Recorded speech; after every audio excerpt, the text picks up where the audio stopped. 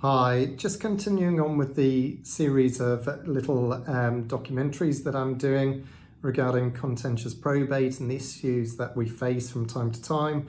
Today I'm going to be dealing with issues concerning dementia and the problems that it causes for people who draft wills and also for those that make and execute the wills. Now, in England, in the UK, there's over 900,000 people who currently have dementia, according to the Alzheimer's Society.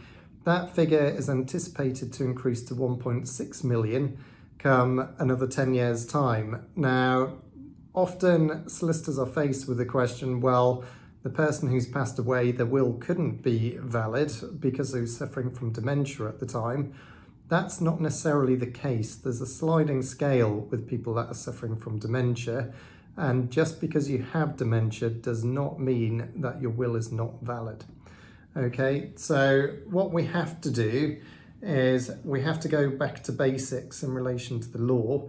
And there's a case from 1870 called Banks and Goodfellow that looks at individuals who are executing a will and whether they have sufficient capacity in which to make that will. Now, that case set out 4 tests to have a look at, and even after 100 and odd years, those tests still apply for dementia these days. The test being the nature of the act and its effects. Does the testator actually understand them? Does the testator understand the extent of their property and what they're disposing of? Does the testator understand any claims that may be made against the estate? And is the testator suffering from an insane delusion or some other mental illness that will impact upon their judgment? So when answering those questions, a solicitor will automatically explain on the first occasion with the client that we must get evidence together to back these up. Now, the problem we have, somebody suffering from dementia, on some days they may well have capacity, on other days they may not. It's often the case that you'll get 10 witnesses on either side, some saying yes they do have capacity and some saying not. And it can be quite difficult to have a look at where the person is actually at in relation to suffering from dementia. Now, the starting point is to look at what we call a mini mental state examination, an MMSE test. Now, those type of tests are a score out of 30. They will ask basic questions like, who is the Prime Minister today?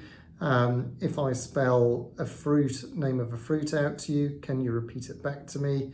Who have you met today? Once you've got an answer, ask the same question, say 30 seconds later, and see if they can remember them. If on that scale somebody is scoring 27 to 30, that tends to suggest somebody has definitely got capacity, albeit there are some exceptions. Anything 24 and above, again, it would indicate somebody has capacity.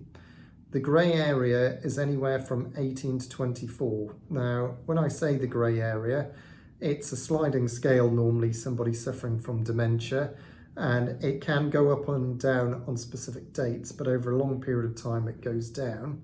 And that's where you get individuals that say, yes, they knew what they were doing on one day, and somebody else may see them later that day or the next day and say that they didn't understand what was happening. Anything less than a score of 18, I've not seen any cases, legal cases, confirming that somebody's got capacity. So when looking, and the vast majority of cases that I see where wills are contested or in the grey area, the type of evidence we need to get together is the solicitor's will file or the will writer's file, see if there's any reference to confusion, get a copy of the attendance note, the instructions given. That will indicate if there are any problems in relation to somebody's understanding of their estate or what they're distributing, or it may give an indication of some kind of delusion. Have a look at their medical records. As a disappointed beneficiary, you are entitled to get copies of the medical records. Also have a look at any other documentation that you may find that would indicate that there's some sort of confusion going on.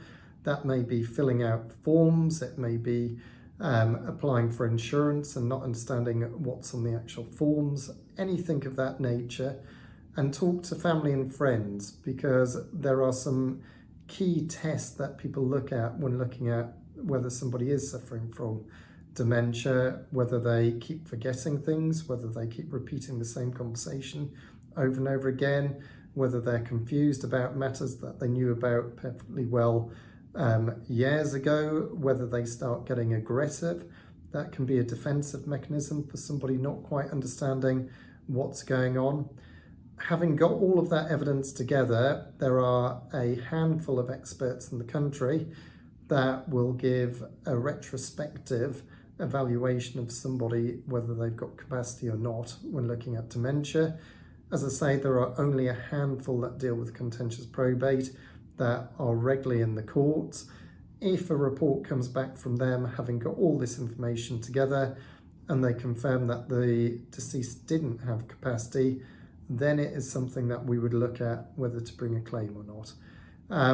This is a specialist area, so what I've described to you is very much a broad overview of what we're looking at, but there are specifics that need to be drilled down, and we do need to get a report and then move from there as to whether there are grounds to try and set aside a will, or whether the will is valid even if somebody does have dementia. Thank you.